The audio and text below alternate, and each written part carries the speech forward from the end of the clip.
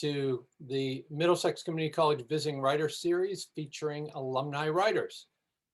First, a welcome from President James Mabry. Thanks, Tom. And I want to welcome everybody to this Visiting Writers Series and this special anniversary event. It's celebrating our 50th anniversary as a community college since the class was started in 1970, in the fall of 70 over at the VA hospital. And today we're really celebrating both alumni writers and our creative faculty members. So this should be a particularly meaningful event, and I'm really looking forward to it. I want to thank Tom Laughlin for all the work you've done, Tom, to put this program together and to keep this series going. And a little shout out to Peter Shea for the technical support here and his Zoom expertise. That's always great to have. Today's program is special because we really are celebrating the work of alumni writers who are building impressive portfolios of work and really putting MCC and themselves on the literary map. It's great to see Willie Ramirez. I do miss seeing Willie up on the 5th floor and being around. Emily Gorchowski, Dina Jacques, Boyd Mason, and Charles Paoli. All of these are really accomplished writers, and they are writers who graduated from MCC, and it's really great to have all of you back today.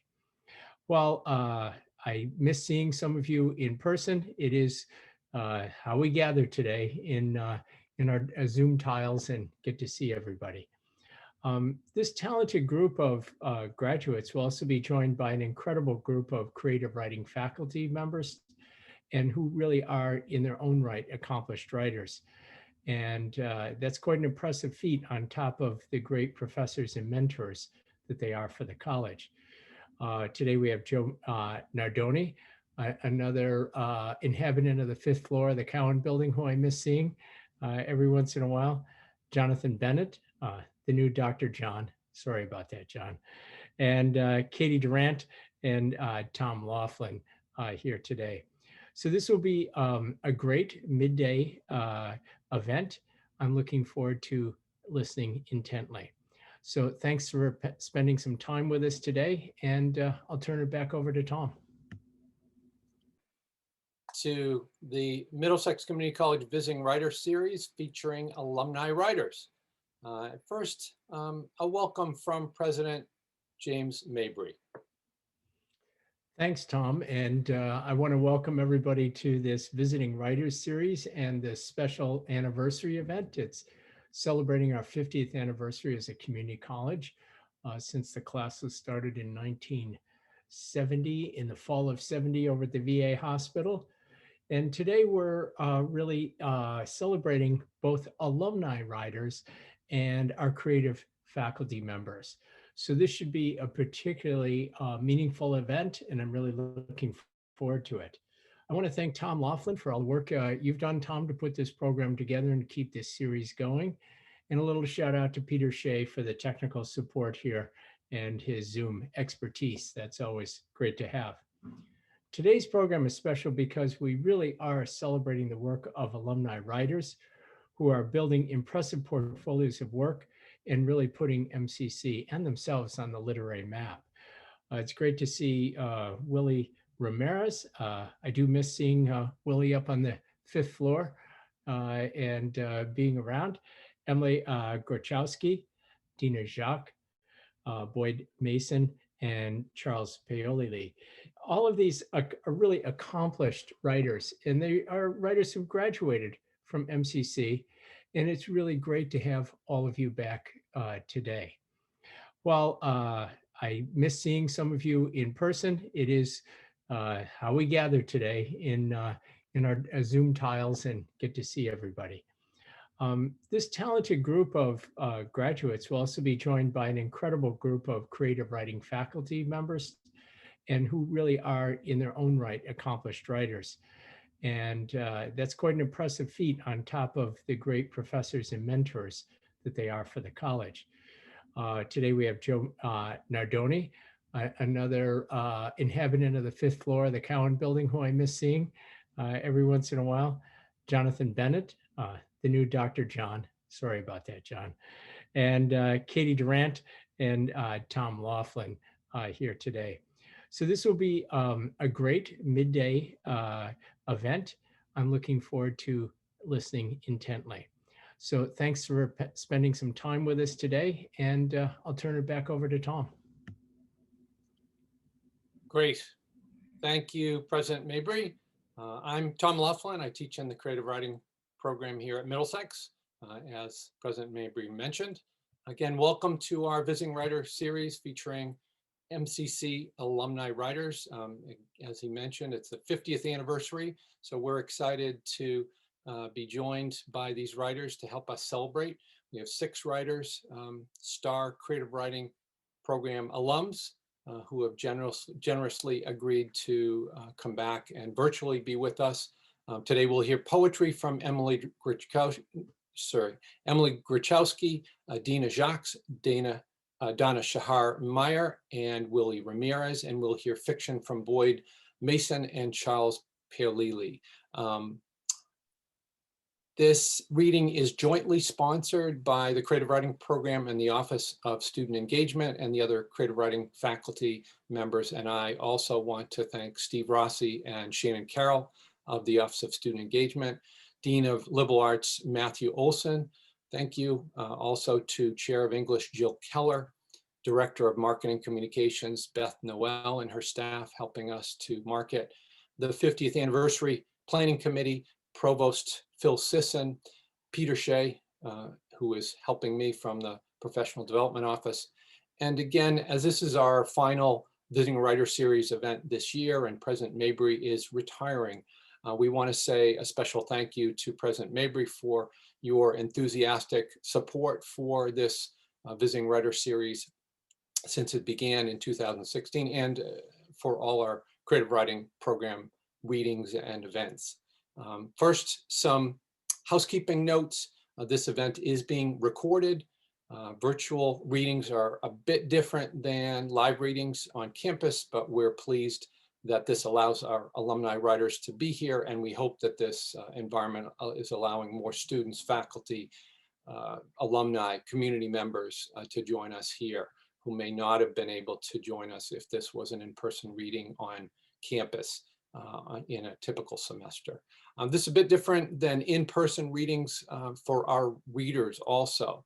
So please help those writers today. We can all play what I call the mute, unmute, mute game. So please mute yourself during readings, but when each writer is finished reading, please feel free to unmute yourself and to show some enthusiastic support and appreciation. We can make some noise with snaps or claps or whoops or hollers. And you can also light up the chat when you like what you hear, and you can use the visual reactions also when you like what you hear. After all 6 writers have read, there will be a question and answer period where you can ask the writers any questions you have for them. For those who are new to Zoom, the mute button should be at the bottom left of the screen, and the chat function and reactions options should open up with buttons along the bottom of your screen. If you have technical issues, please send a chat to Peter Shea, and I will pop the IT service desk helpline in the chat if it's not there already. Again, this event is being recorded. I'd like to turn it over now to Professor Jonathan Bennett, who will introduce our first alumni writer. Jonathan. Thank you, Tom, and thank you to all the poets and writers who are here with us today and everyone else who's joining us from your respective living rooms and homes and wherever you might be today. It's my honor to introduce Emily Grichowski, who I regard as a friend and a fellow writer. Emily was one of my students in several of my classes while I was teaching at MCC. And since then, Emily has transferred on to Emerson, where she graduated last year. She's looking forward to applying, and I hope to chat with you more about this, Emily, to some PhD and master's programs in philosophy as well as in creative writing. Emily does manage to have a foot in both worlds.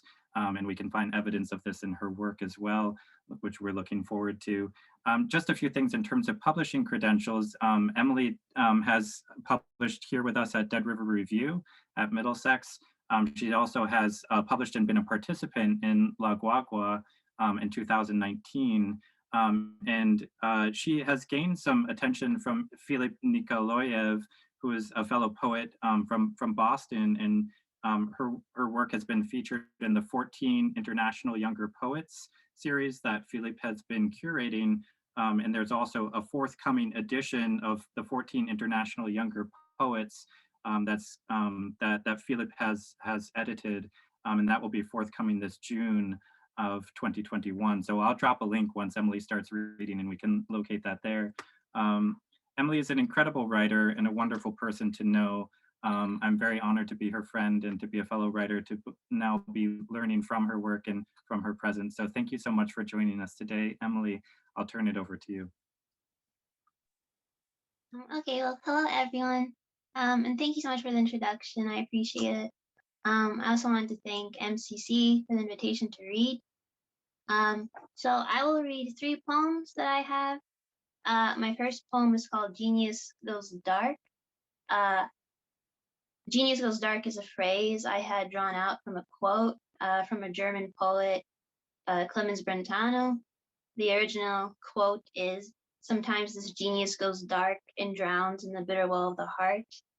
The reason I wrote this poem is because this quote is also the last sentence that the poet Paul Celan underlined in a book before he died, before he committed suicide. So I wrote a poem about it. So genius goes dark. Sometimes this genius goes dark. Word something word, all abandoned early on, now too late. In the beginning was the word, and the word was with, and the word was what? Cannot recall, scattered to some dark.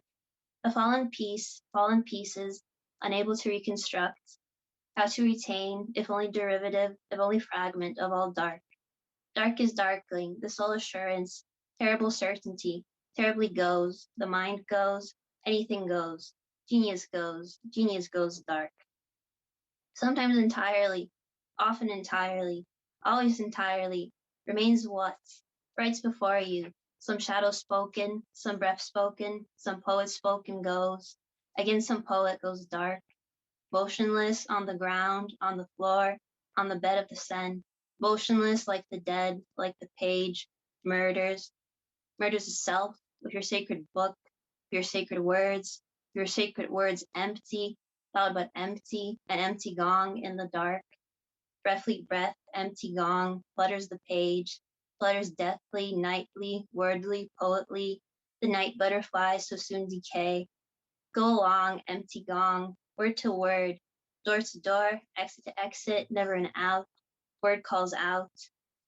Close the eyes, oblivion's mark, peek through, where the well, where the womb, where the dark sea, see only drowning, drowning genius calling dark. What genius, whose genius, when genius, where? So soon forgotten, so soon never, so soon never could have been the genius, mindless genius. Its desire, you desire one with dark. Touch own heart, drowning genius in the water, film of water pools, like the dying, like the lover in the dark, in the water, in abandoned time, unnoticeable become, just like lost time, night butterfly drowning in the dark, its death throw flutter, to breath, to body, to silence, to poet, to other, there is no other, drowning poet, poet drowning, darkening poet, poet darkening, wanting poet, wanting dark. Genius calls in the dark, in the final, if in the final words of genius could drown instead. Word something word, genius poet, all abandoned early on, now too late. In the beginning was the word, and the word was with, and the word was what? What word? Never a word, laughs the genius, only dark, always dark, come the dark. Sometimes this genius goes dark. The next poem I have is called House of Weight. With this one, I will just point out that when I'm talking about weight, I don't mean it in a physical sense, like a physical weight, but more in the sense maybe of a burden or an emotional weight or a heavy consciousness. House of Weight. A day, a night, a life does not go by without a call from the House of Weight. Hear the calling. Do not desire it. Do not want it. Do not know what to, with what to do with, what not to do with. All negative weight finds you always like an unfailing shadow in disturbance of night, eddying infinitely at first allow of flow. Do not know how to, if how knew how to, sever off the waiting. Just lie waiting in emptiness as an abandoned home. Forget of consent, of consent to existence, of what life, whose life the home wants. Close to you regardless, to the object unable to self-defend. Go on accepting, ravaging, drowning, darkness devouring the sunken plain, until every malady of the world finds a home in you. You who have never known of homes, you who matter distorts, you who only the void desires, makes of you this abandoned home, the house of weight, that I'll consign to ruin all ago. My last poem is called Paper Book. So when I'm talking about a paper book, I'm talking about these books that I make. They are made of specific origami folds. They take quite a while to finish. So this poem is about a paper book. A paper book of origami folds. I make you today of paper soft, of paper non-lost, paper flesh, vulnerable to the faintest touch of abuse. I make you today with these folds, like I make you in the act of love.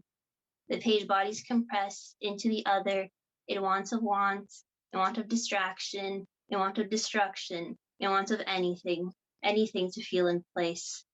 I make you today, for into you words, thinking it will strengthen the mindlessness of all said, make a word vertebrae on purpose too frail. I make you today, like all I have made before you, with love, with violence, with madness, but the page resists, its body fails to compress, denies me, only presses further in wanting ground.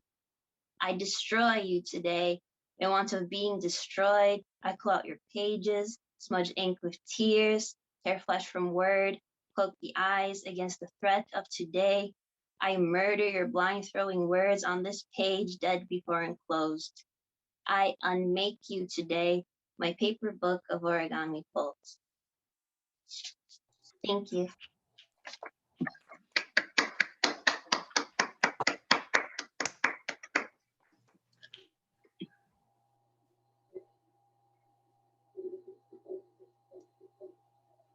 Joe?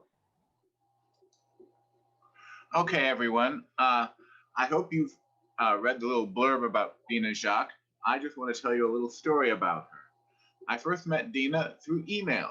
She wanted to know if she could take my reading and writing poetry class, even though she could attend only one of the weekly class sessions. I asked for a writing sample and scheduled an in-person meeting, and she sent me prose as a writing sample. As I read her sample out loud to myself, it was clear she could handle writing about poetry. Even more, I could hear she had something every poet needs: an ear for the ever incipient beauty of language, waiting for tongue and breath to bring it into being, and the possibilities of expression that beauty could carry to a reader. I was pleased to add her to the class, as long as we would also meet in consultation an hour a week outside of class.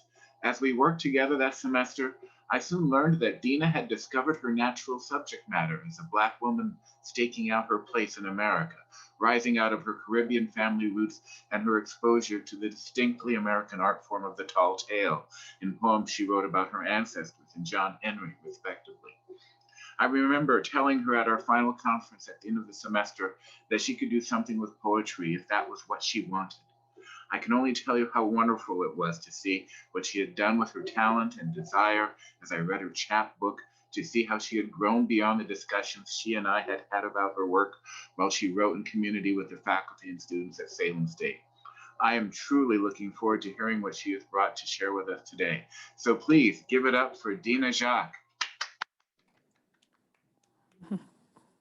Thank you. I'm going to be reading some poems from my chapbook that Professor Nardoni had mentioned. The first poem's called You're Just a Memory in My Mind. You're not a girl's dream of a man. You never put me on your shoulders at the park. You wanted to be there for me when others were watching. You made me afraid to ask questions, afraid of school, succumbing to bullies. You tore me apart until I could no longer cry, no longer feel. You told mother lies. You watched me in states of undress, always finding a way to let yourself in with rum dancing around you. You'd stumble and trip into my room, the bathroom. Wherever you went, you'd follow like a shadow. You're clever that way. Remember the time I called the police on you? You were yelling at me, tilting and whirling with the stench of liquor. You looked like you were going to hit me. You didn't. Still, you got upset, but masked it under cool. You mouthed, nice try. You didn't speak to me for days. You may have fooled others, but not me. I am stronger now. I don't need your permission, your help, your forgiveness. What you don't know is that you're no longer haunting my mind. I am the winner. I am clever that way. The next poem is called Somebody. I wish my body was like the doll in a carnival mirror, skinny, not fat, not a strange glob of dough. And you made me this way, the way you diagnosed my anomalies, quirks. You and sister laughed, but you, mother, you made me feel small, like a baby, small, but listen, I was the worst, constantly banging thoughts out of my head, thoughts that pulsed lies I listened to, secrets whispered, I will never be a paper doll girl. The panic bird flies in, sinking itself in my heart. The soul crumbles as I swim, farther and farther and farther from the shore. And I can't break you. I can't break you. I'm never breaking you.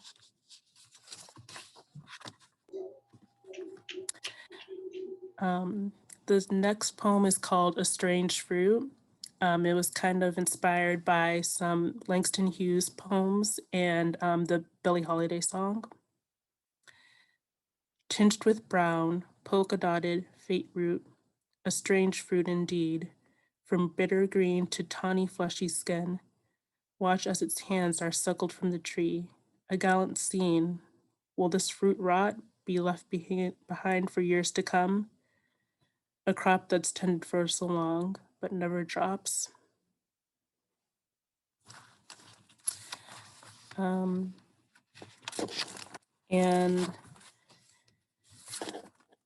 the last poem I have is called White Right.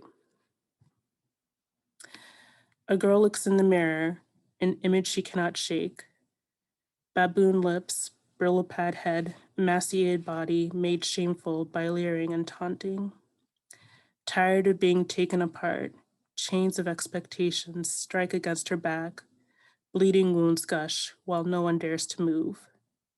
Wide awake with cloudy eyes, the image blurs the mirror. A girl, long hair, full lips, and skin so flawless, so fair, the envy of brown girls everywhere. Her bubblegum lips pressed onto glass. The mirror shatters an age-old myth. Black hands reach out to a white face disappearing. A bruised soul, tired of aching, needing to mend, willing to be saved. This girl is toasty brown, with curls to be envied, leaving a baby soft kiss goodbye to the girl she once saw in the mirror. Thank you.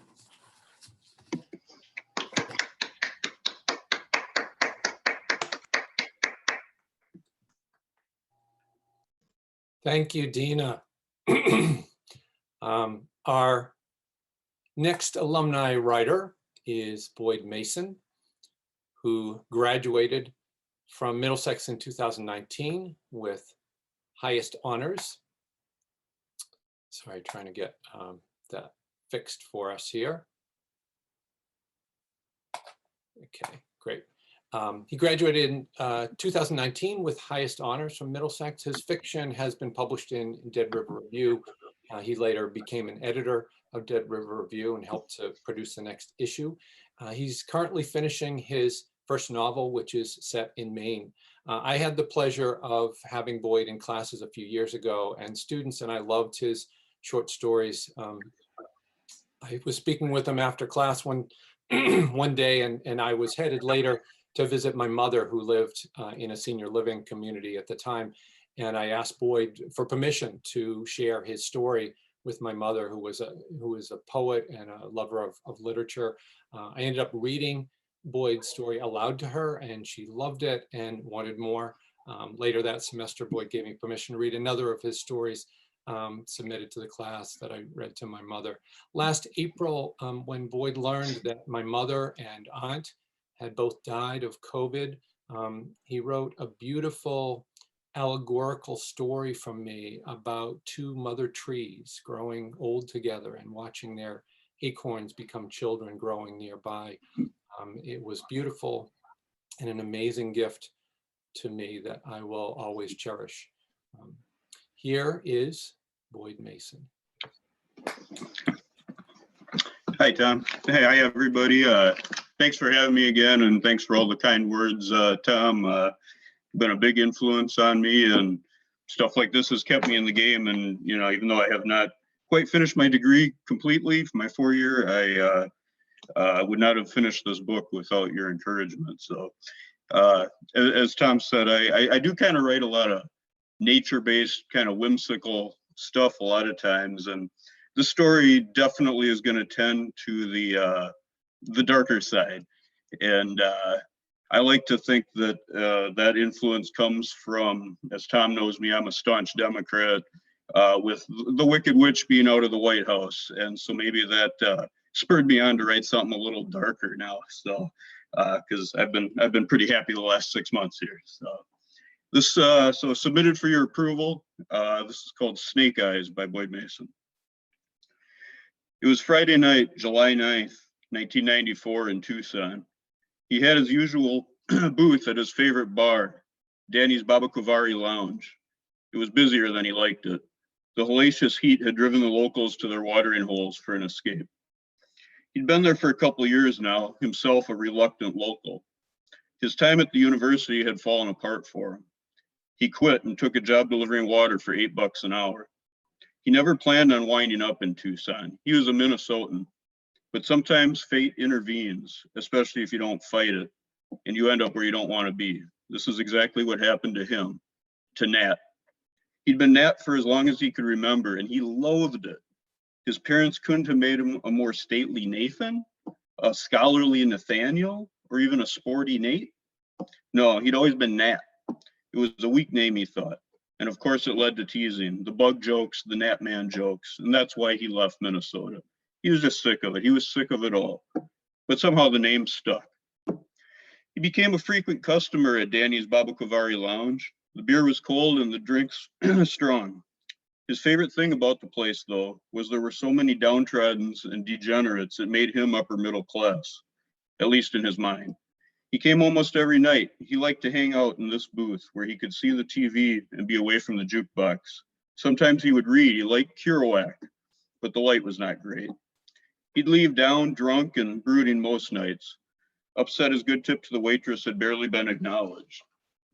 He had no girlfriend, no money, a crummy apartment in a city he could care less about. He'd come to Tucson average at best, and he was sinking fast.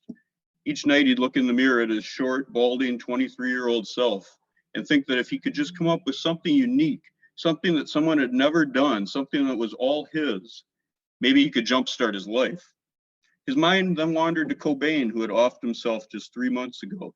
He was his favorite, and he started to slide into his own abyss.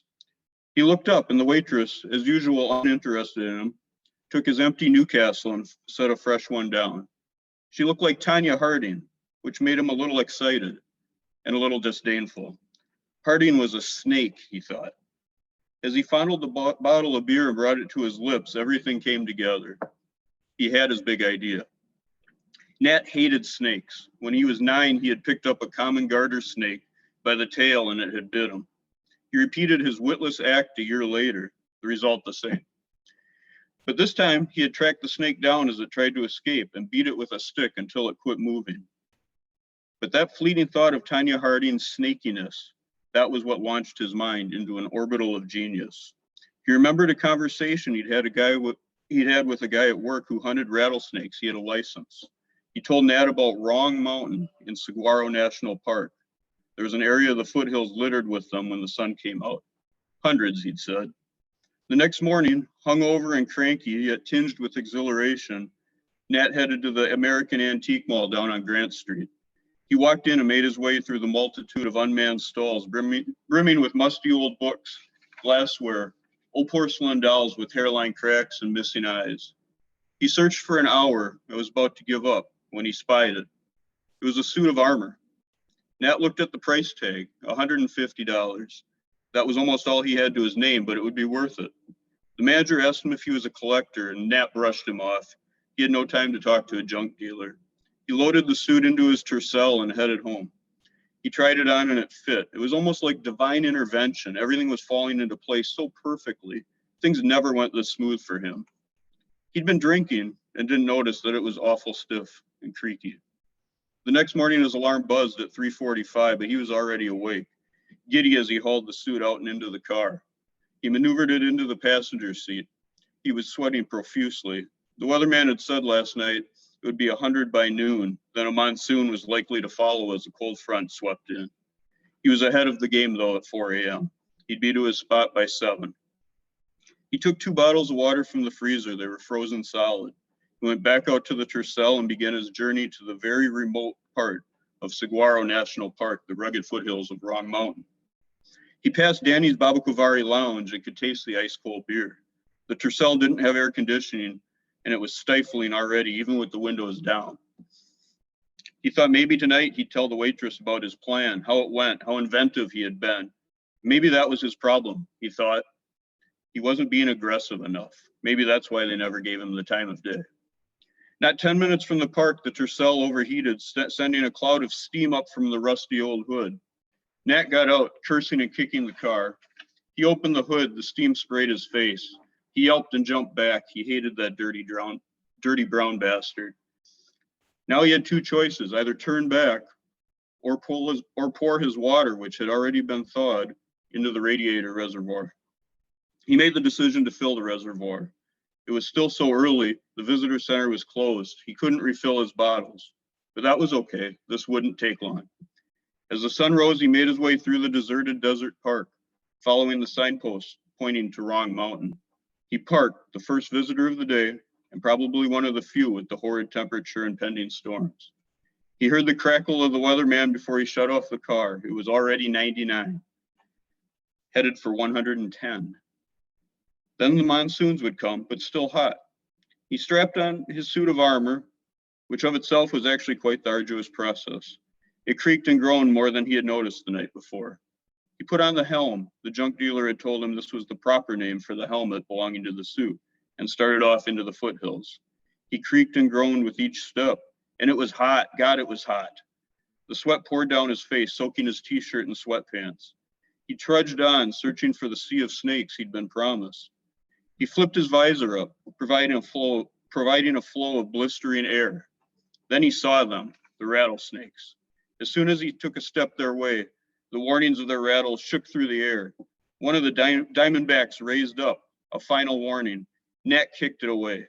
He went after another, swatting it with his mechanical-like arm.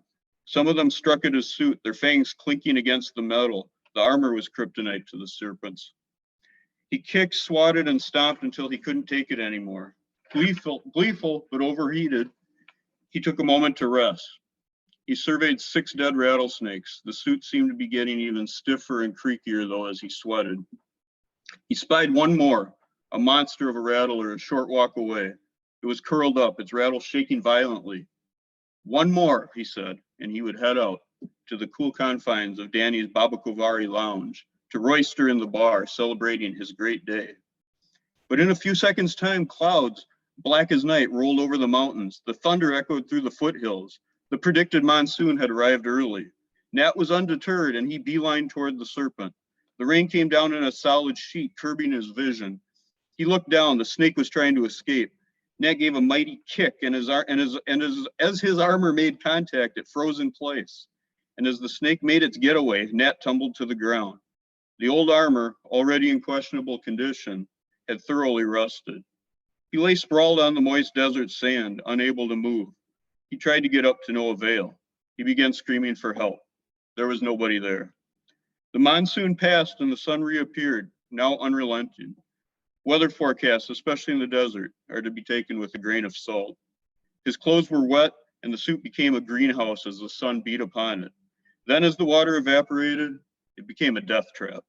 His throat was now parched. He could not cry for help. He lay face forward, looking out into the desert through the open visor, hoping someone would have not heeded the weather forecast and maybe they would save him. Nobody was coming, but something was.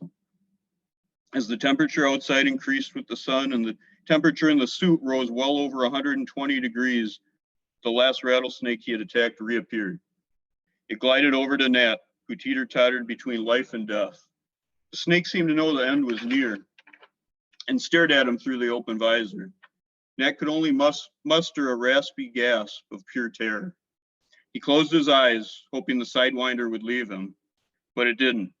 It just stared at him, a gleam of dark delight in his menacing, reflective eyes. Then it sprung forward through the visor. The snake's leathery skin caressed Nat's cheeks as it slithered down the suit. The rattle, warm from the sun, split the gap between his open, parched lips and clinked across his teeth. The snake settled in, savoring the warmth of Nat and his suit of armor. True to form, as he passed on, his final thought was of Tanya Harding, how her actions caused this consequence. But the rest of us know this was Nat's own doing, and ultimately his undoing. The end. Thank you.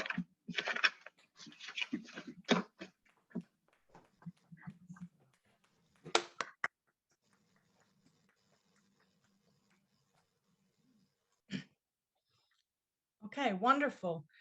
Thank you so much for that reading, Boyd. My name is Katie Durant, and I also teach in the creative writing department. I have the honor of teaching the creative writing and publishing course, where we have student editors working diligently right now to produce MCC's literary magazine, Dead River Review. And it's just full of talented MCC writers and other artists. And we're proud to have had the privilege of publishing many of the amazing writers that we have here today. And I know that a few of them have even been editors for the magazine themselves. So it's also my honor to introduce Dana Shahar Meyer, and her poetry has been published in the Massachusetts Best Emerging Poets, Dead River Review, and other local magazines, as well as 4 self-published poetry and children's literature collections. Donna has been competing in spoken word poetry for the last 9 years, winning titles across the Northeast, including the 2019 Lowell Celebrates Jack Kerouac Festival's MCC Poetry Contest. After graduating from MCC, she transferred to Fitchburg State University, where she earned her BA in 2020 and will complete her master's in education in June 2021. She's now a 4th grade teacher in Belmont, striving to instill a love of poetry and creative writing in her students. So let's give a warm Zoom welcome to Donna.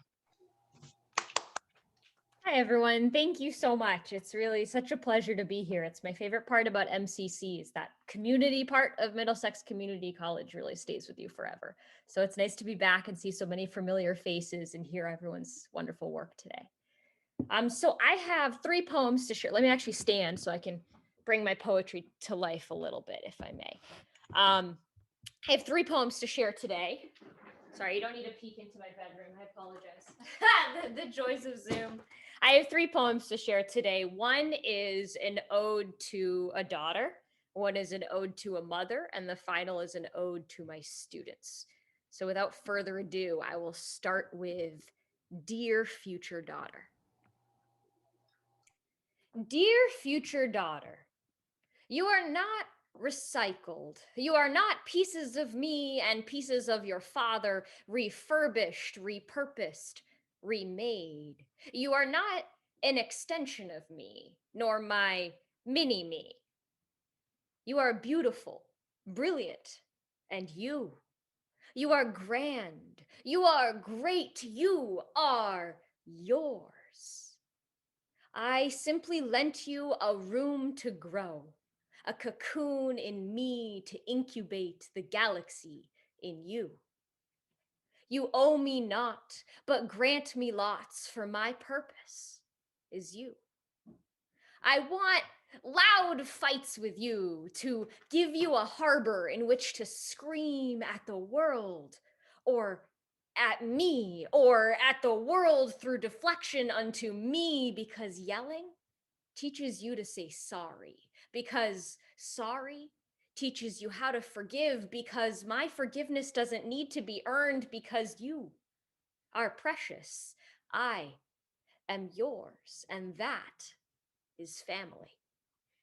I want your daughterhood to be the converse of mine, and I want my motherhood to show me moms can stand behind their daughters, unconditionally supported but free. Yourself and me. Do not apologize for who you are as you become more you. You are not recycled. You are innovation. Thank you.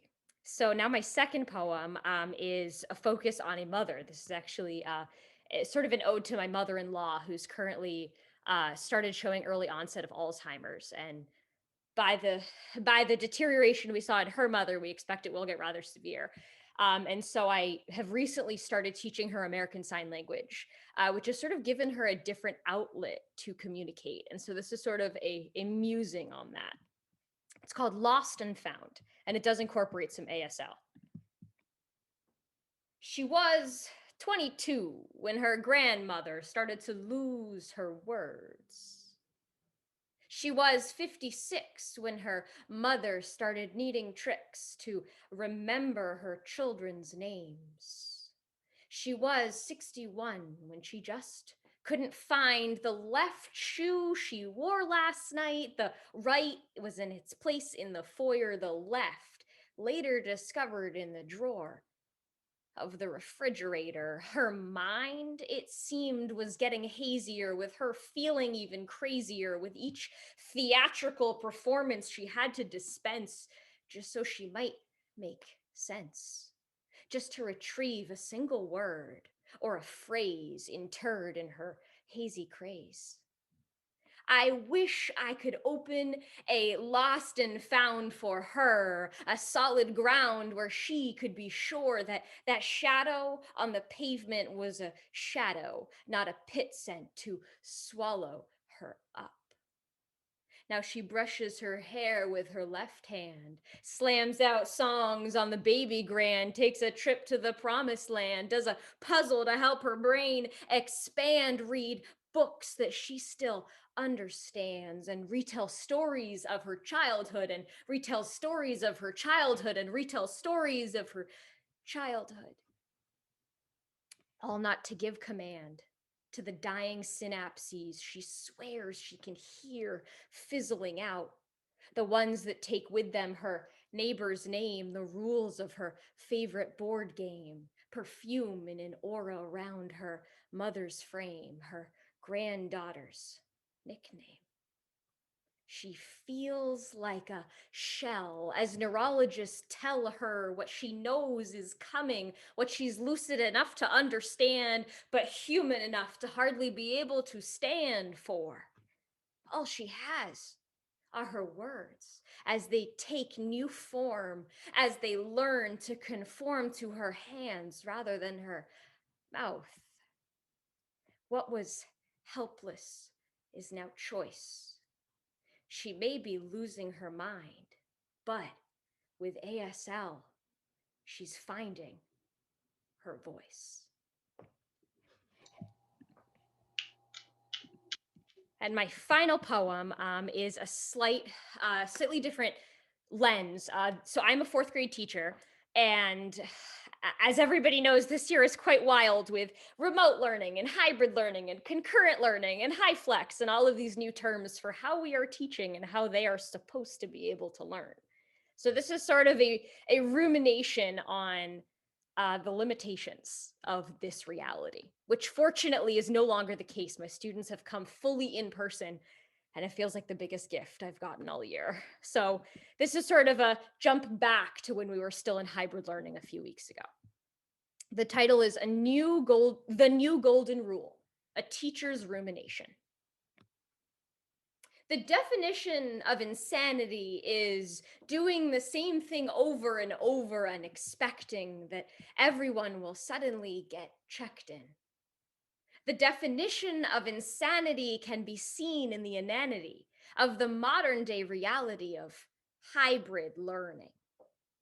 How can we even try to educate, to nourish knowledge, ask them to catch when they can't see where the ball is amidst a pandemic? While disparity and injustice bleed red and systemic.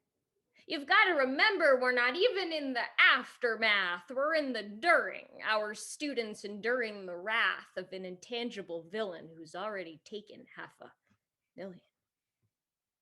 I never knew how I miss smiles dotted of freshly lost teeth, how it showed the child underneath, full of hope and wonder and anticipation for the tooth fairy who would leave compensation for this piece of childhood they left behind as they grew up too fast. But these holy, holy smiles are masked seemingly miles from sight, a constant reminder of a world that's not right. What do you do if you're 10 years old and your school's online, but through the screen, nothing feels genuine? How do we teach kids to reach new heights in their learning when what's truly concerning is discerning which basic need can be compensated for when they walk through that classroom door? We look at Maslow's hierarchy of needs, and you don't need to proceed any farther than physiological. Really, tell me, what is the logic of trying to teach when even food, water, warmth, and safety cannot be reached for all of my students, let alone friendship or relationships or any sense of pride or accomplishment? Treat others the way you want to be treated. All my kids want is a hug, is a pat on the back for not giving up, is a book and a friend next to whom they can cuddle up. So how do we treat others the way we want to be treated when our sense of togetherness is completely depleted? When all we need is a hug and a heart to heart, but the best way to take care of one another is to stay 6 feet apart? How can I grade in A's, B's, and C's when every day of their lives is defined by disease? How can I assess in math, reading, and science when every day of surviving is their bravest act of defiance? No. I grade in perseverance, in the daily resilience of simply being in attendance. I grade in persistence, as my English language learners ache from the untravelable distance between them and their family, between today's inhumanity and yesterday's semblance of sanity. I grade in positive attitude, finding the teeniest reason to feel a grain of gratitude. Survival is the threshold for success in my classroom, my piece of the school. Just weathering the day is the new golden rule. Thank you all so much.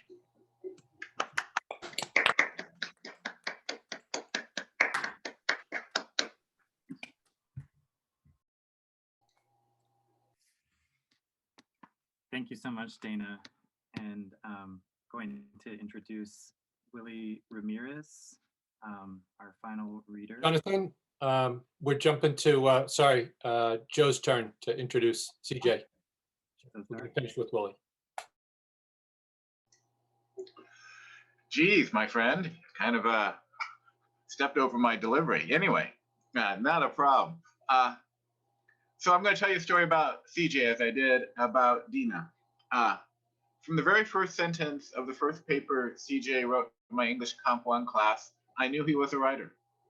He may not have known more than that writing seemed to work for him, but the way he conjured images that seemed to flow easily through his descriptions told me that he both knew how to do it and how much effort it really takes to write that well.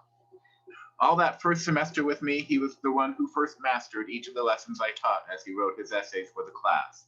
He had a knack for storytelling that was engaging and informative, and his voice was genuine and real and capable of handling the conflicting perspectives and emotions we all too glibly note as personality. I learned to appreciate those talents even more deeply when he took creative writing with me. CJ has something that every great fiction writer seems to me to possess, a genuine understanding of his characters and the capacity to bring that understanding into a story where it permeates the quality of the descriptions and grounds the conflicts his characters face with grit, determination, and an awareness of their own fallibility. I'm really looking forward to hearing what he is working on now and to hear once again the sharp insights and down-to-earth language with which his characters struggle to make sense of their own human hearts in conflict with themselves. I ask you to give it up for CJ Palilli. Hell of a live up to that now. Hi, everybody. Thank you for having me. It's really an honor to be here and be invited to Middlesex to read. Today I'm going to be reading a section of a longer chapter type book I'm working on where it's, like short stories, vignettes that are tied together, all sitting around a fictional town in Massachusetts. So it's called Here Comes a Regular. I'm just saying it's odd. An old man on a bar stool spoke to Margaret Landon's back while she took a pot of coffee off of its hot plate and poured herself a cup. Yeah, it's something, all right. She brought the ceramic mug to her mouth to blow away steam before taking a sip. She could feel the hot liquid, strong and bitter, travel down her throat and settle in her stomach. It was a subtle reminder that she hadn't eaten all day. Think about it. We do something incredible, a landmark event, not just for the history of our country, but for the history of mankind. And then three years later, we just stop. Why? To chase some other shiny object? It's nonsense. Margaret turned around to look at Gordon Muldoon as he shook his head. His forehead was wrinkled with deep creases from what Margaret imagined was decades of furrowing his brow in deep thought. She thought it a minor miracle that at his age, he still had a full head of hair. It was as white and as thin as swan feathers, but still, it was there. Gordon was a regular at the Eagle Diner, but to Margaret, he was her regular. She liked him, not just as a customer, but as a friend. It had recently dawned on her that there was no one else in her life that she talked to more than Gordon. And at first, she thought that was depressing, but then thought about the conversations the two of them had shared.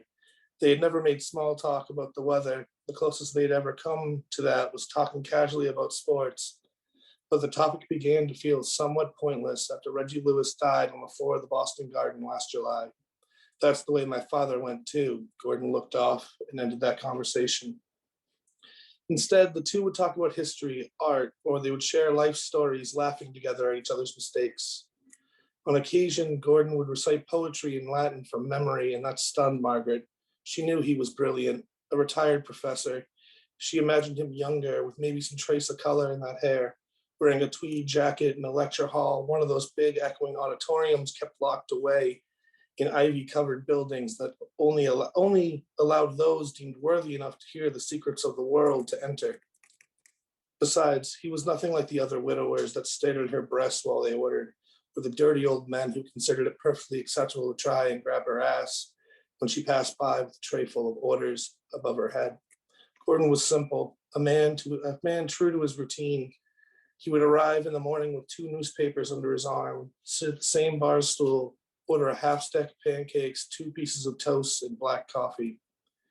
He would finish his breakfast and read his papers. Every once in a while, he would let out an involuntary at what he had just read and order another coffee. Going to the moon isn't exactly cheap, Gordy. Margaret shrugged with her answer. The corners of Gordon's lips pulled in as he smiled without showing teeth. And I suppose that money was better spent sending boys to Southeast Asia to kill and be killed. Gordon sipped at his coffee. We're not seriously going to get into politics again, are we? Margaret lowered her mug and stared across the counter. That's just it. Everything is political, Margaret. Gordon laughed slightly and brought his hand to his face. Choosing the pursuit of scientific exploration over empirical conquest is a political choice. Some would consider me eating here instead of Denny's off the highway a political choice. We commit dozens of political actions every day without even realizing it. Yeah, and how sad is that? Margaret looked out the window of the diner. Main Street was empty at midday, except for an old beaten up police cruiser that routinely circled the block. It's like a thing we can't escape, no matter how independent we convince ourselves we are. And you call me the cynic. Gordon laughed so hard he wheezed. If you ask me, you've got enough doom and gloom in you that you could write for one of these rags. He motioned to the folded up newspapers on the counter. The way they tell it, this world is going straight to hell real fast. And you disagree, but yet you keep reading. I find the way they present their facts fascinating. Gordon picked up one of the newspapers and waved it in the air. This one right here would like you to believe this new generation are a bunch of criminal masterminds who will tear the fabric of our society apart. He put down the paper and picked up the other one. And this one would have you believe that there are evil men in high towers secretly pulling strings and plotting against us. And for what? For money or for fun, I guess. With a mouthful of coffee, Margaret started to laugh, tried desperately not to spit it out all over the counter, and swallowed hard. Gordy, you just spent all morning telling me how you thought the moon landing was fake. First of all, I said may have been faked. Second, that's my point exactly. Think of what was going on in '69 while we all huddled around the TV to watch that. Gordon sighed deeply and began to ramble. It's all bread and circuses, Margaret. Nero fiddling as Rome burns. The best puppet shows aren't the ones where you can't see the master or the strings. They're the ones where you forget the puppet is a puppet. Hold on. Margaret had heard all of Gordon's idioms before. She put one finger up towards him and walked back into the kitchen. I think I've got some tinfoil here. Do you want me to make you a hat, or did you bring one from home? You never told me what you.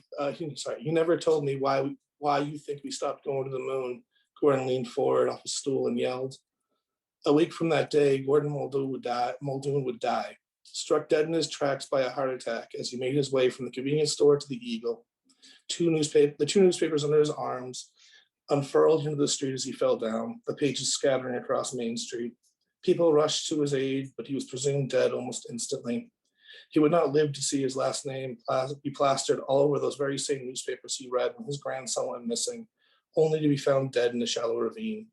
On the day Gordon died, Margaret waited until after the breakfast rush, until after the morning cooks had gone out for their 30-minute smoke breaks to cry in the silence of the empty diner. Thank you.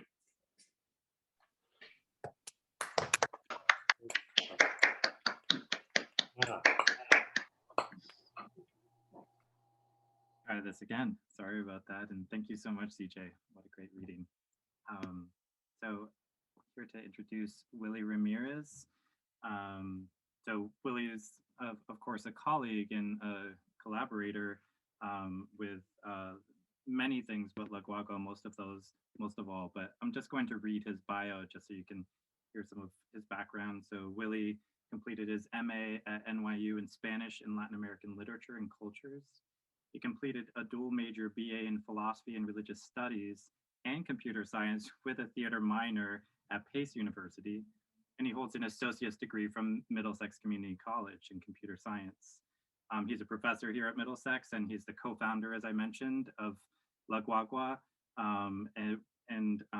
He also, besides being a poet, he's also a playwright and a performer too. He has performed in several plays as well as written those, and I hope to and expect that in his performance here and his presentation we'll hear some of that background and performance. So thank you so much, Willie, for reading, for being a part of this event. Turn it over to Willie Ramirez. Thank you, Bennett, for that introduction, and I am glad to be here today. I think we as poets respond in our writing to what is going on around us. And sometimes poetry comes out of social conflicts, experiences, and sometimes they do not. I have written some poems this time in response to what is going on in our society. I mean, in response to one of the problems that we're having in society. And I will talk more about it towards the end of my presentation. I will read 3 poems. and I will begin with one that was written in Spanish. So I will read it in its original language. Then I will read the translation in English, and then I will move on to the next poem. So this first poem is called Una planta para el amor.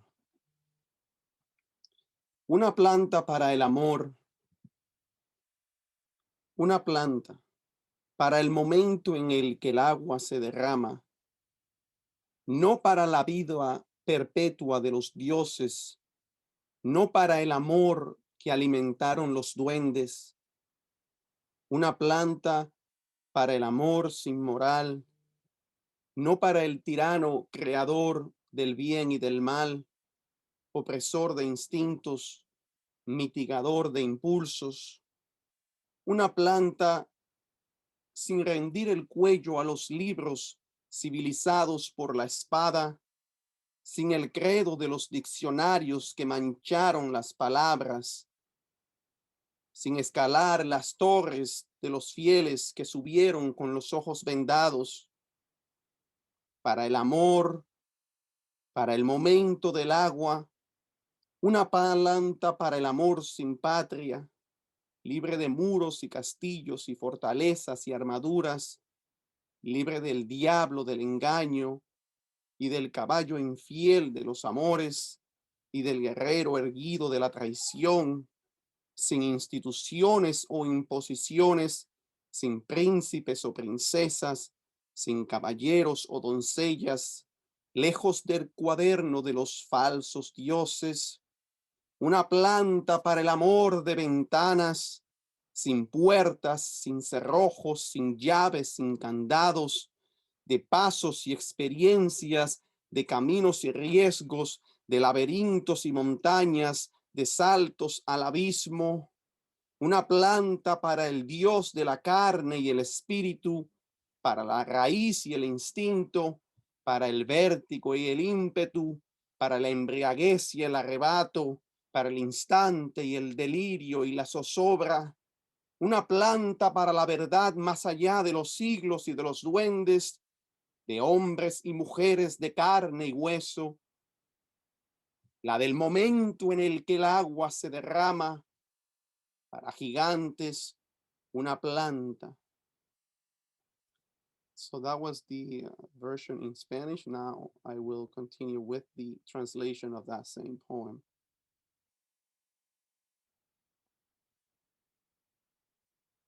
A plant for love. A plant for the moment when the water spills over. Not for the perpetual life of the gods, not for the love the duendes feed on, a plant for love without morals, not for the tyrant, creator of good and evil, oppressor of instincts and impulses, a plant not bowing down to books civilized by the sword, not to the creed of dictionaries that stain the words, not climbing the towers of the faithful who ascended blindfolded. For the moment of the water, a plant for a love without country, free from borders and castles and fortresses, free from the devil of cheating and from the unfaithful knight of lovers and the upright warrior of treason, without institutions or impositions, without princes or princesses, without knights or maidens, far from the notebooks of false sages.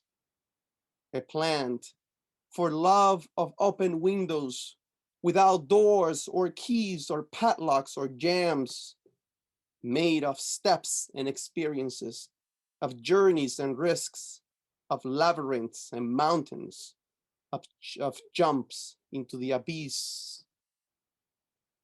A plant for the God of flesh and spirit, for the root and the instinct, for drunkenness and rapture, for vertigo and vigor, the instant, the delirium and the agony. a plant for the truth of distant centuries and of duendes, of men and women of flesh and bone, the one from the moment when the water spills over, for giants, a plant. And now my last poem, which is in response to the atrocities that police officers, or more so the police system, is committing against citizens and especially African Americans. Law and order.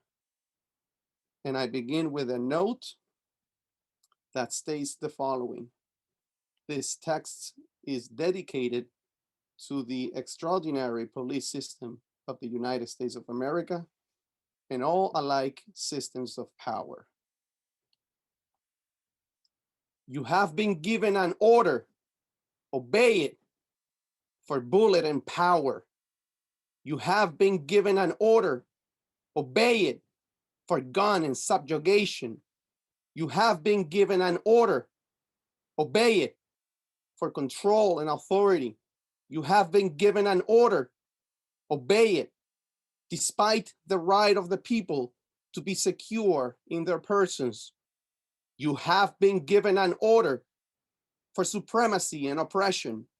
You have been given an order, obey it, for hegemony and submission. You have been given an order, obey it, for domination and control. You have been given an order, obey it, despite against unreasonable searches and seizures shall not be violated. You have been given an order for killing and butchery. You have been given an order, obey it, for massacre and slaughter. You have been given an order, obey it, for cruelty and pain. You have been given an order, obey it, despite the right of the people to be secure in their persons. You have been given an order, obey it, for violence and inhumanity. You have been given an order, obey it, for cruelty and brutality. You have been given an order, obey it, for terror and violence. You have been given an order, obey it, despite against unreasonable searches and seizures shall not be violated. You have been given an order for spite and malice.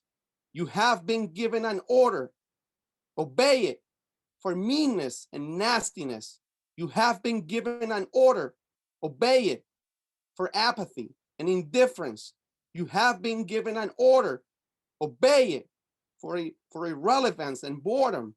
You have been given an order, obey it, for tedium and monotony. You have been given an order, obey it, despite the right of people to be secure in their persons. You have been given an order, obey it, for sports and leisure. You have been given an order, obey it, for display and vacation. You have been given an order, obey it, despite against unreasonable searches and seizures shall not be violated. For system, for structure, for language, for reference, you have been given an order, obey it, despite the right of the people to be secure in their persons. For poverty, for color, for race, the brown body turned into an object of show and Jim Crow. For show and Jim Crow, for kneeling and suffocation, for choking and asphyxia. You have been given an order, obey it, against unreasonable searches and seizures shall not be violated. You have been given an order, obey it, for the cement of white law and order, for white law and order, for the fabric of the origin. You have been given an order, despite the right of the people to be secure in their bodies. Thank you.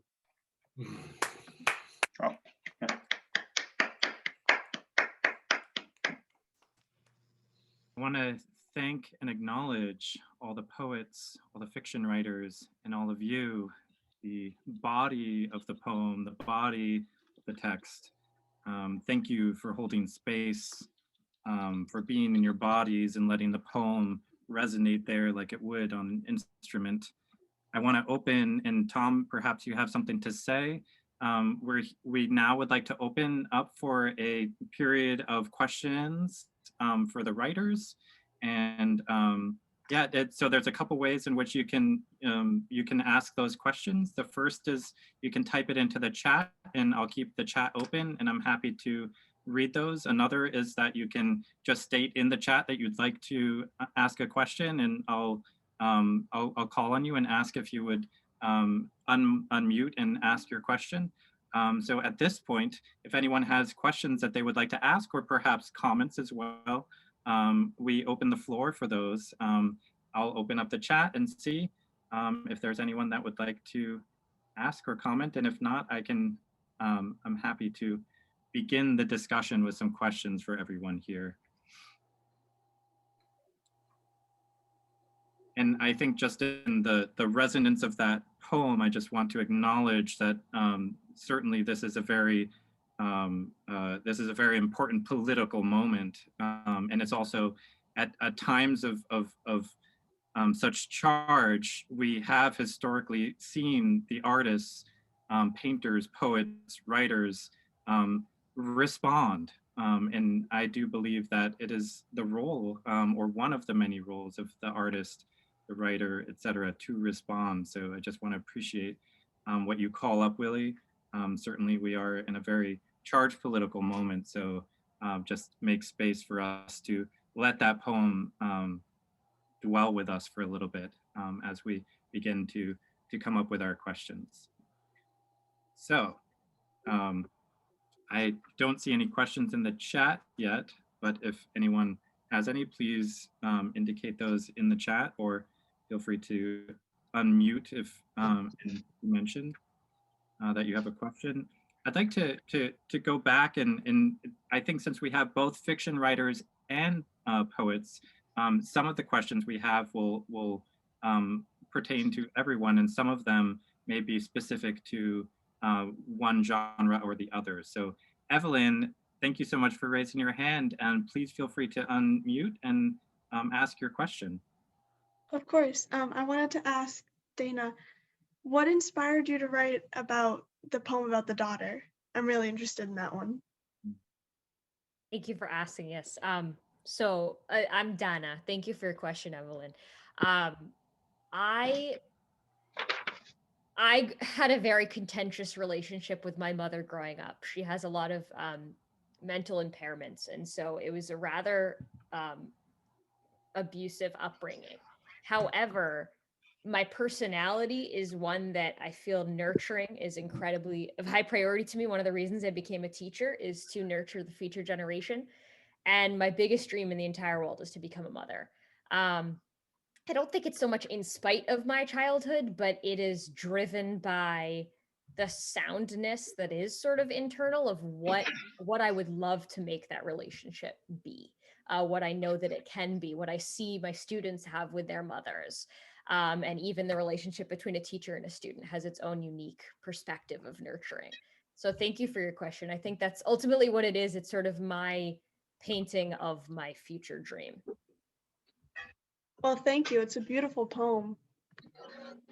Yeah, thank you so much for the question, Evelyn and Dana as well. And I saw that Maxime, yes, please ask your question, Maxime. Yeah, so so this one goes to Emily. Something which so like I found like this like her first poem which she was writing about was like about that about this person who's committed suicide. So which I thought was kind of which I thought was like very powerful.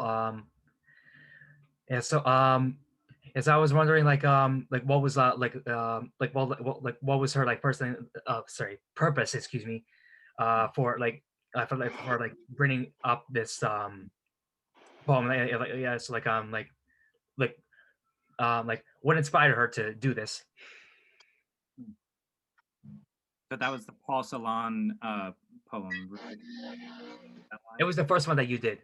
Mhm. Yeah, so that poem was kind of, I wrote maybe for Paul Celan. Um uh so the purpose, I think, was to show what happens when genius goes dark. So Paul Celan's a very accomplished poet. He's one of my favorites. And I think the way that he committed suicide resonated with me. And if you read any of his poems, there's a lot of absence in his words, a lot of blank spaces. And I think through this absence, he tends to create a presence actually in what he writes about. There's also a lot of silence in his poetry. I really began writing poetry thinking it would give voice to silence. I have always been I've always lived in silence all my life. I think silence is very interesting. It's very comforting. I think it's a necessity. I really do also like it for its ambiguity. There can be different forms of silence. There are passive silences or more active silences. So sometimes if someone just doesn't speak, it can either have a lot of depth or it can just mean nothing. Yeah, and I think just these two things, silence and absence, really is what I think really is the purpose of this poem, and I think what Paul Celan's poetry wants to attain. Thank you for that. And for anyone who doesn't know Paul Celan's work, one of his translators, Pierre Yuri, just released a new edition of his posthumous work, which is quite interesting. I'll drop that into the chat in a moment. I really love what you're saying, and I think you're absolutely right about the way in which the absence presences in Paul Celan's work. Also, the musicality of that poem that you read reminded me a lot of some of Celan's work too, especially in some of the repetition and the pauses. It was a very rhythmic reading too. So I think that that permits some space to open up, or the cavity of the sound space to open also. Thank you for the question, Maxime, and thank you, Emily, for illuminating a little of your process as well as your relationship to Paul. So Robert Mendoza wrote a question in the chat for the fiction writers. So I'll read that, and fiction writers who read this afternoon to respond. So the question is, how do you all conceptualize your characters? Do they come naturally or evolve over time? Do they sometimes remind you of someone you know, or maybe a refracted part of yourself? And for the poetry writers, then the question is, for those poetry writers today, you could also think of this in the context of your poem speaker. Are they a single entity, a collection of voices, or an emotion? So I guess I correct what I said before. This is a question for both fiction writers and poets. Would anyone like to respond to this question?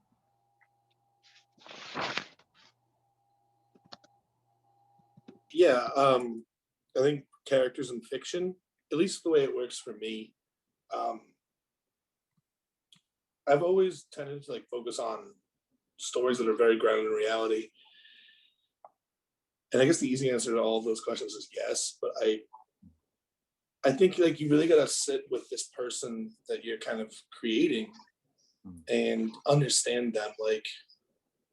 Even if you're just writing scrap writing that's never going to appear in anything, what do they eat? What music do they listen to? What do they do for fun? What is their life like? And just to explore that, creating a more well-rounded person rather than just oh, well, here's, the father. I think that's I don't know, for me, the most exciting part about writing characters is being able to go deeper into he's this way because he's reacting to something that happened in his past. I think you got to see them as real as possible and allow them to live within you, even though that sounds like, you have an imaginary friend. but you really do, and allow them to have a voice. And sometimes they're going to say things that, like, you're not making them say that anymore. And when they become to that level, I think it really starts to get interesting. Yeah, you also had you moved into dialogue, or you had some dialogue where you actually had your speakers, well, they were there, have an exchange, and that's an intimate way of getting into their characters as well, a way to interrogate them. Yeah, how they secondary come out. characterization. Mhm. Yeah, so that's also an option. Anything else that you have to say there, CJ, or other folks would like? I mean, I think you should just treat fictional characters, the characters that you're creating, with care. Like, not necessarily sympathy, but empathy. Because I know a lot of people, they gravitate towards writing, people who may not necessarily be good people. And you don't have to, be like, well, I sympathize with that, but you should understand why they're like that. And with that level of empathy, I think you'll have more fully fleshed characters. To pass the question over to you, Boyd, you were writing from there was no dialogue in your piece that I picked up on, but you're outside of your character. So how does point of view also function as a way for you to get to know your characters, or to see how they might evolve, and what choices might point of view have played out in terms of getting to know these particular characters? And did you experiment before you landed on that point of view that you used in the final draft of your piece? Oh, hey, Jonathan. Hey, congrats on being a doc. That's awesome. Thank you. For me, it's like, I don't know, the older I'm getting, the stranger I'm getting. And so my point of view has shifted. Like, some of my stories have really started to evolve or devolve. So I don't know. It's hard, because I feel like it's like investing. When I've been as an investor, I've tried to look at the stock market as what I want, and what I oh, this makes sense to me, but it totally doesn't.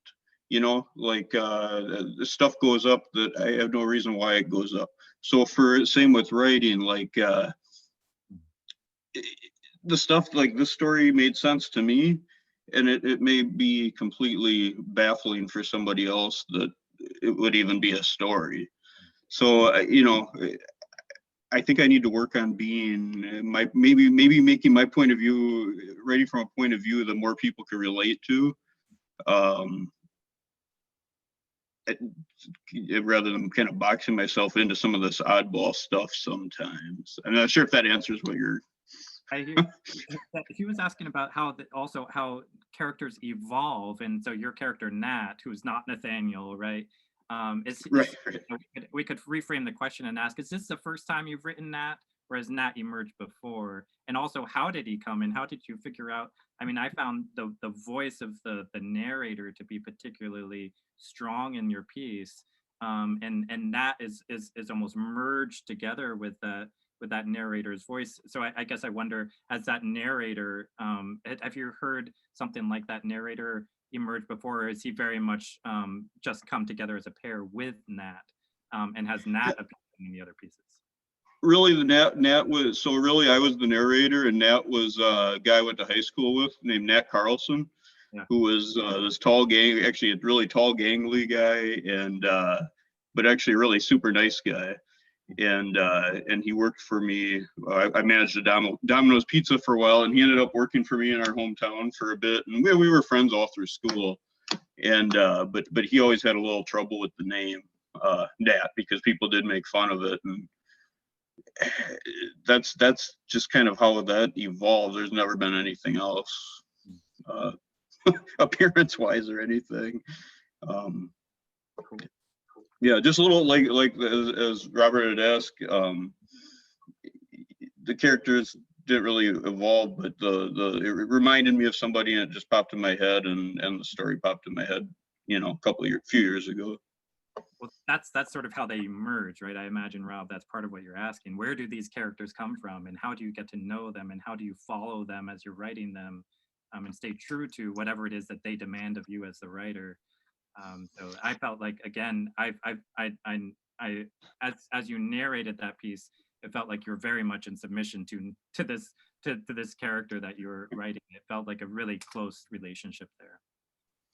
Yeah, it's kind of funny when you can actually visualize what the person looks like in your mind while you're writing the story, because he was a friend since like, you know, 4th grade. It was another strength of this piece, and from my observation, is it was very visually orienting. Your piece was also as well. The visuals were very prominent in both of those pieces. How about for the poet? Where do your as to carry Rob's question over? Where do these voices, these speakers, these in your poems come from? How do you identify them? How do you develop them or evolve them? Willie, Donna, Dina, any of you interested in taking up that question? We can get more specific, but we'll start with Rob's question. I could say something. I think my writing begins with an idea that comes from an image. So for me, poetry appears to me as an image. So if I see an object that catches my attention, I then work to create that image into a poem. So how do I, because I do feel that language is not enough. I mean, I don't think we write poetry. I think we try to reach that which we call poetry. Whatever, you know, in my view, whatever we write is an attempt at reaching that substance, that entity that we call poetry, which to me it's close to your truth, your view of reality, or the meaning of your experiences. So that's how I work. So would you play that out? Would you be willing to talk that through? Let's say for your second poem, who's the speaker and what was the image? Well, that poem is the result of several images. So for the kind of research that this gets to, the kind of research that humanists perform. We're all humanists here because we're reading poetry. Poets are humanists. And so the kind of research that I did for that particular poem was reading a lot of articles and watching a lot of videos. I knew what I wanted. I knew what I was responding to. I needed a vocabulary. I needed perspectives. I needed experiences. I needed different angles. And that's how I began that poem. But it's really in response to a series of police brutality cases, and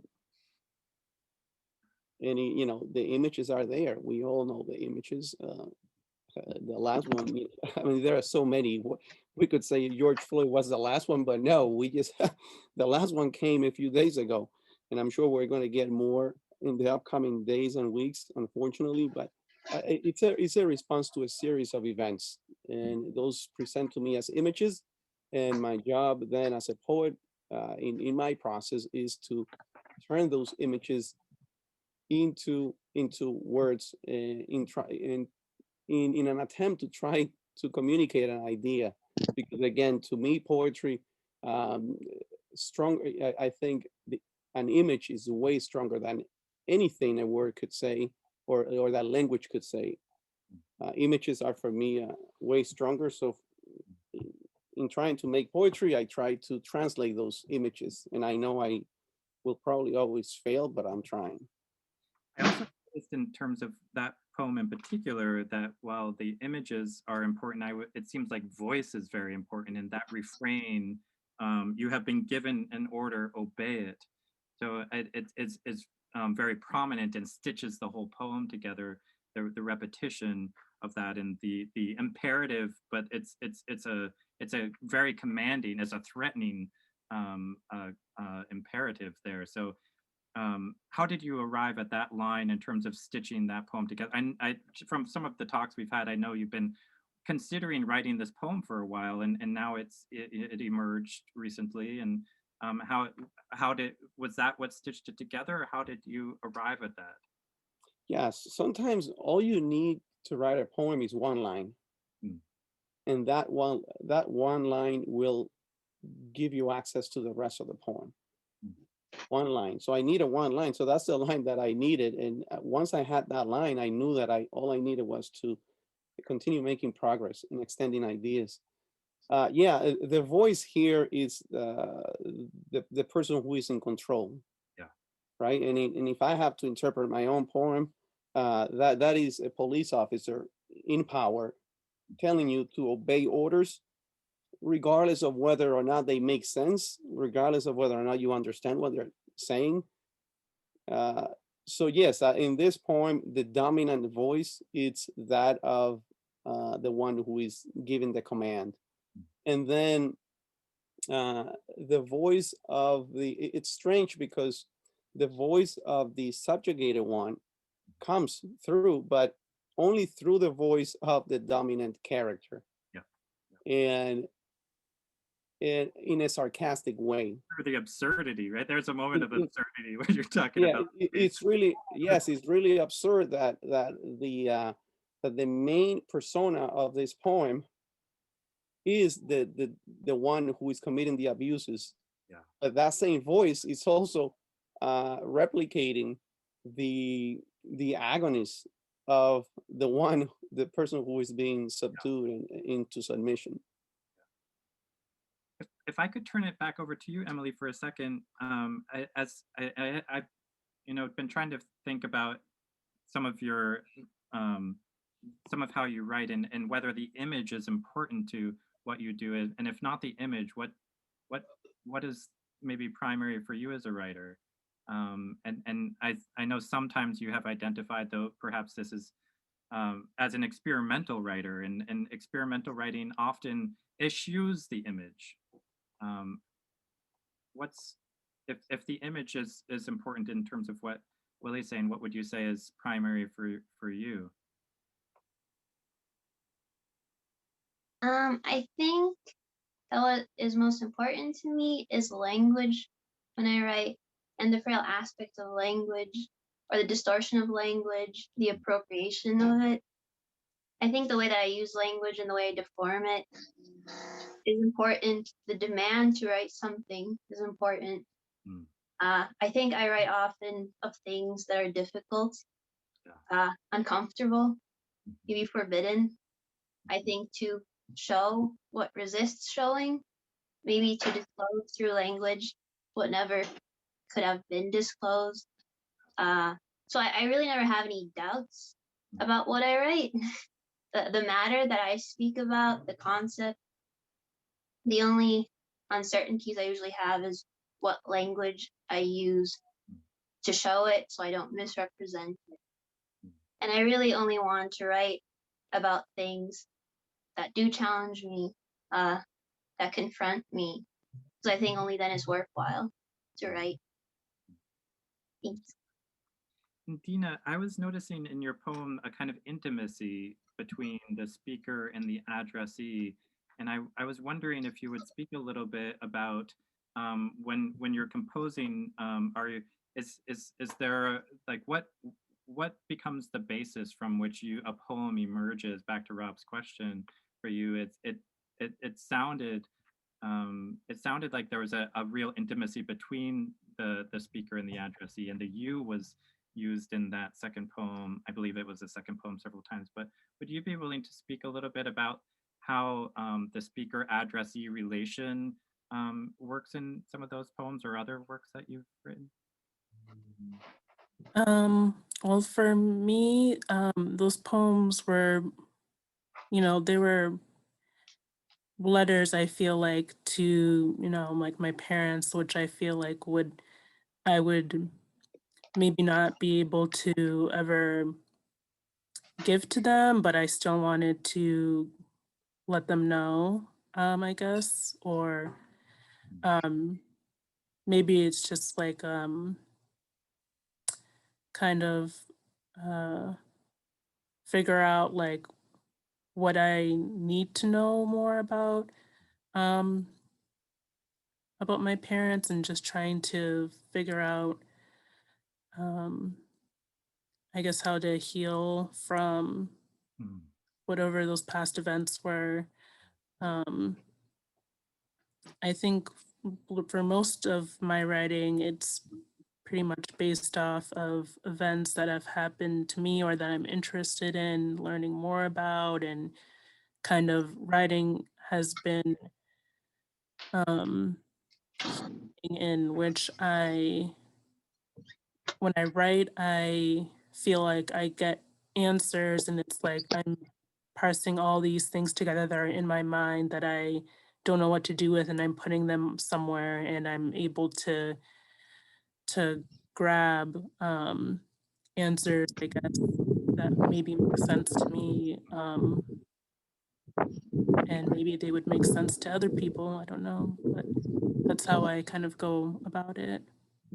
Thank you. Your response was speaking a little bit to Tom's question in the chat around how your writing has been a healing and a medium to blossom as a writer, and I can feel that intimacy does have a real healing quality, and it feels like it's like a quiet conversation between people who are almost in a silent but shared.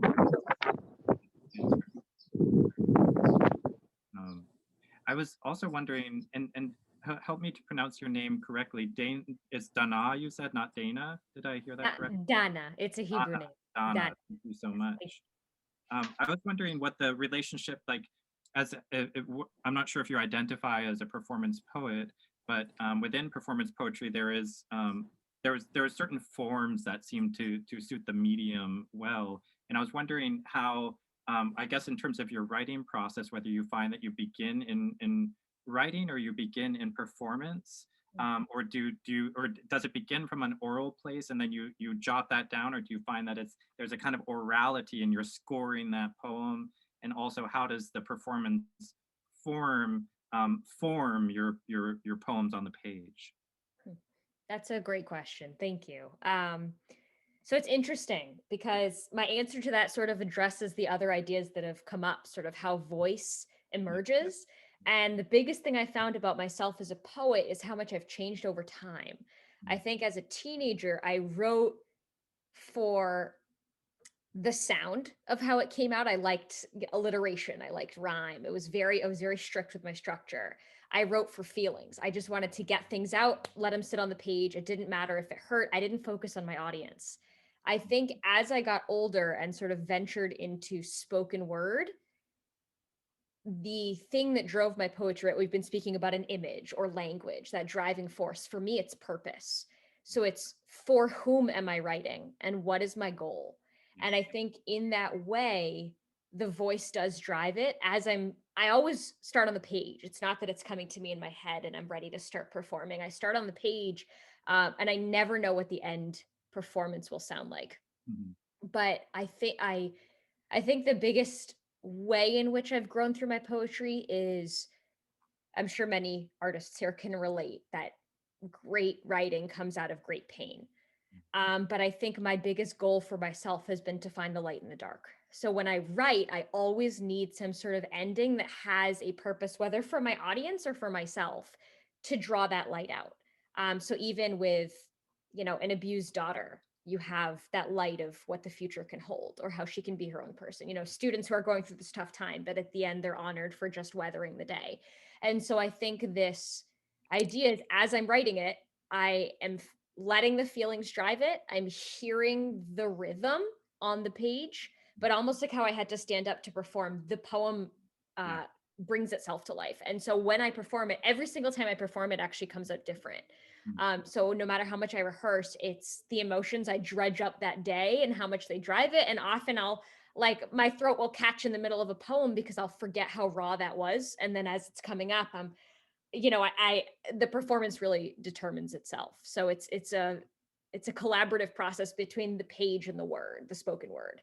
When you perform, have you memorized it, or do you have the text there with you? How does that effect? I mean, For the most part, I'm very big into memorization because I feel stilted when I have a page in front of me. It's like a wall, like I'm speaking at a wall. Whereas when the page is gone, it flows a lot more loosely. Today, one of my poems was on the page, and it's so funny because it does feel so different for me. I feel like I didn't quite get the message as far out as loose as I wanted.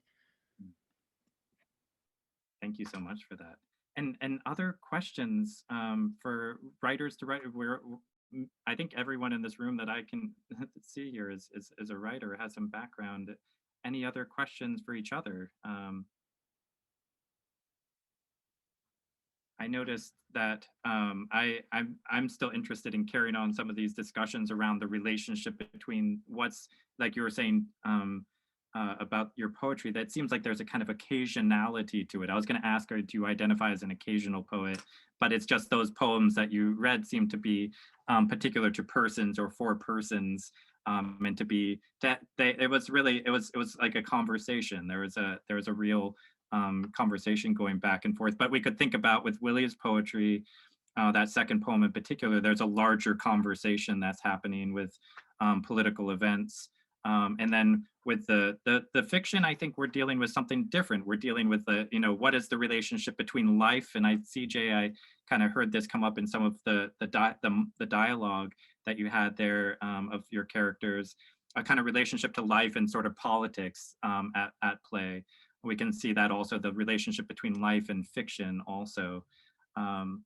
Anyone else have something that you'd like to say? Feel free to unmute and to share your part on what is, if ask a general question, what is the relationship between life and writing? And Evelyn, I see your hands up, so please unmute and share. I actually had a question for CJ this time. I remember you were saying that your short stories kind of flow together. Could you touch a bit on how you want them to flow and what the story is going to be? Yeah. So I think it's kind of very inspired by, say, like Elizabeth Strout's Olive Kittredge, where there's like these self-contained chapters or stories or vignettes that may involve similar characters and touch on, at least in little bits, similar themes that take place around the same area. This thing is just constantly evolving for me right now. But basically, the story centers around the character Margaret in here. Her son is really the focal point of this. And so is the grandson of the man she's talking to. So, but they kind of, to throw you around it rather than just give it to you right away, what happens, I think, is what I'm playing with right now. And also just to develop a more grounded, realistic, cohesive world that these characters have to live in. I don't know. Still coming together. Well, I'd be very interested to read it. So when you do finish it, if you want to shoot Mr. Nardoni an email, and then he can let me know or something like that. Thank you so much. Joe will be getting it for sure.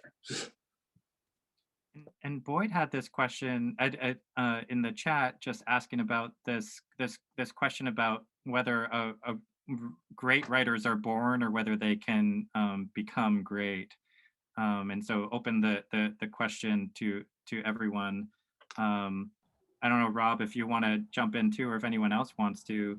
I guess I think from my part, I went to an MFA program where they really relegated what they could teach you to just craft. They're like, we have nothing to teach you on inspiration. We have nothing to teach you on theory, actually. They were quite uninterested in theory. They were only interested in craft.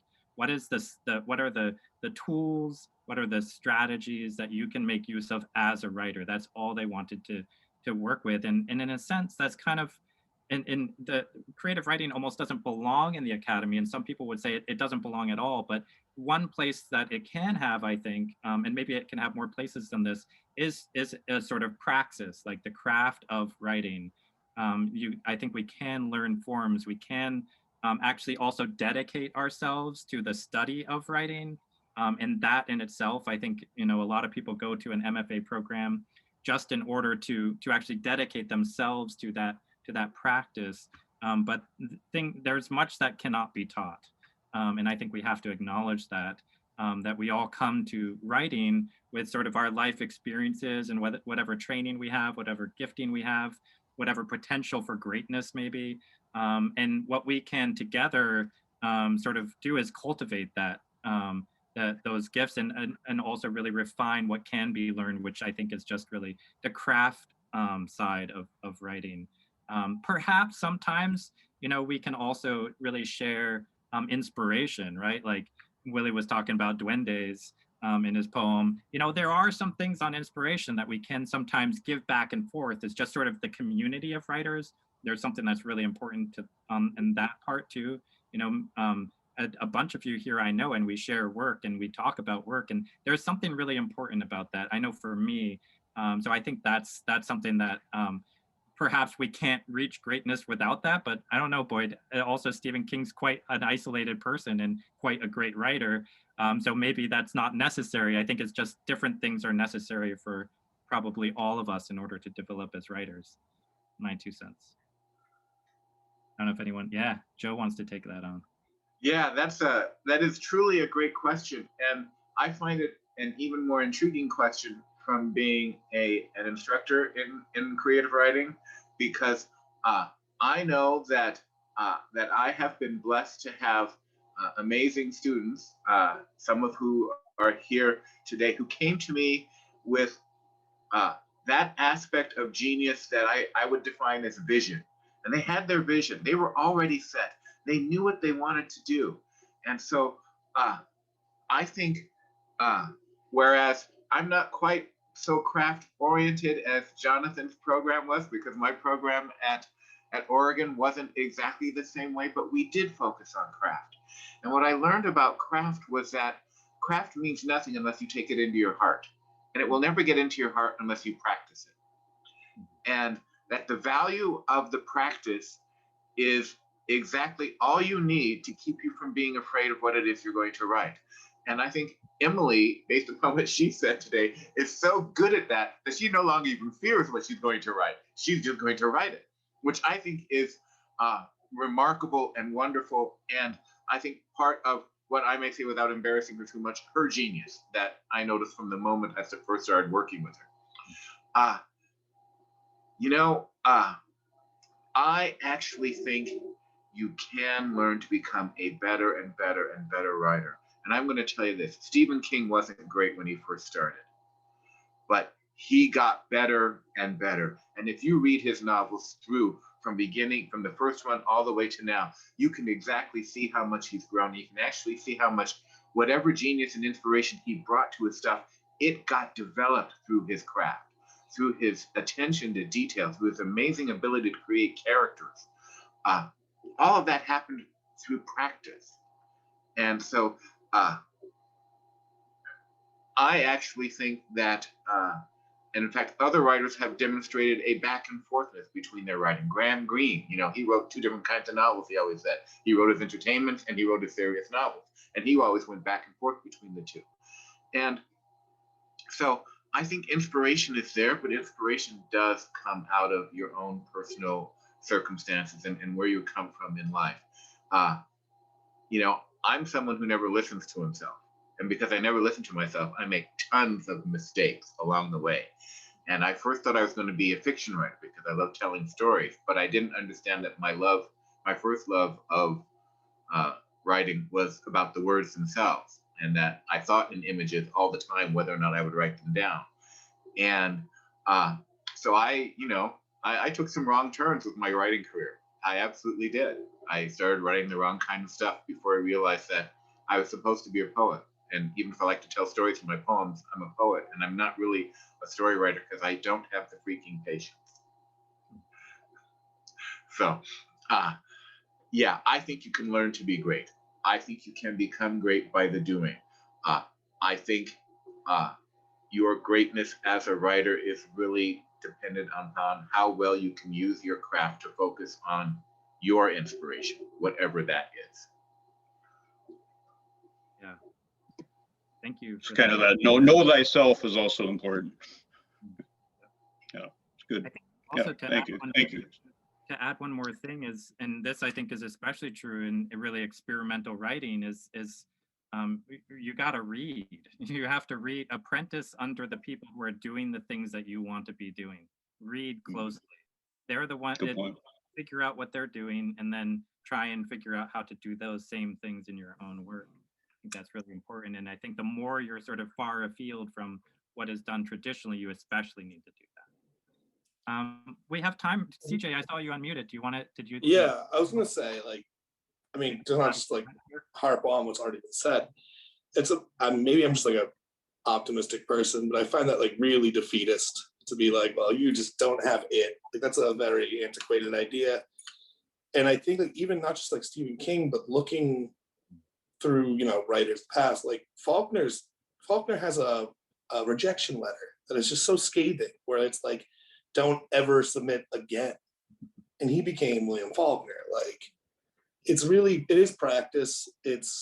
I say, like, I usually give myself an hour and a half a day. If I can find it any point in the day, straight 90 minutes, then go. And then if you continue that 7 days a week, really things start to come together and you start to notice change where you have to rewrite your old stuff because now you're on a different level. So I don't know. Yeah, don't let people tell you you just don't have it. That's the anyways. And if I can add, Jonathan, I posted in the chat, but I think it's not only that practice, continual reading as a writer, but you know, our life experiences change and shape us at all different moments and suddenly awaken different vision for us throughout our lives. So I have that eternal hope in new visions. Thank you to all the writers for your work, for sharing your work, for being here, for building this community together. Thank you for everyone else who's here with us. As the body, we hold the work. And I'm wishing you all a restful time this weekend. Tom, anything you want to say to? Yeah, if I could just take a moment before we wrap up, just to share a couple events coming up. First is the Lawawa Poetry Festival Series, first virtual reading, and hosted by Willie Ramirez, with 17 local, regional, and international poets and translators coming up on May 1st, Saturday, from 3 to 5:30. Also, there is coming up the literary magazine, which was referred to, Dead River Review, release party and reading on May 3rd at 2 p.m. So I posted in chat the Creative Writing at Middlesex website. Do check things out there. The other is that the Dead River Review extended their deadline to April 24th. So anyone wants to submit, would be great to see more of your work in that wonderful publication. So, is that open to alumni, Tom? yes, it is open to alumni as well. So, I'll stop sharing here, but the link is in chat to that website, and look for more information on the Lawawa Poetry Festival info. I want to thank all the writers for being here as well, and ask everybody who is left here to unmute ourselves and help with some appreciative noise one more time for our amazing alumni writers.